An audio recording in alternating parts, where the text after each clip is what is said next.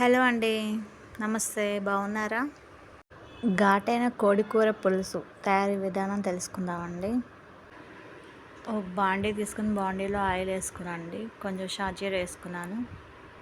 ఉల్లిపాయ, పచ్చిమిర్చి, కొబ్బరి, జీడిపప్పు పలుకులు రెండు తీసుకొని వీటన్నిటిని గ్రైండ్ చేసి ఆయిల్ వేసి ఫ్రై చేసుకున్నానండి. పచ్చివాసన పోయిన తర్వాత అల్లం వెల్లుల్లి పేస్ట్ కూడా వేసుకొని ఫ్రై చేస్తున్నాను. పచ్చివాసన పోయేంత వరకు ఫ్రై చేస్తున్నాను.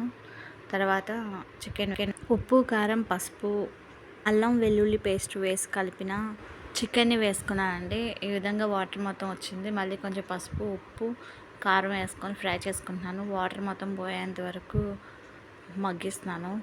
కారం వేసిన తర్వాత పచ్చివాసన పోయిన తర్వాత వాటర్ పోసుకున్నానండి. వాటర్ పోసుకున్న తర్వాత పొడి మసాలా, ధనియాల పౌడర్ వేసుకొని దించేసానండి. Thanks for watching. Please like, share, subscribe my channel.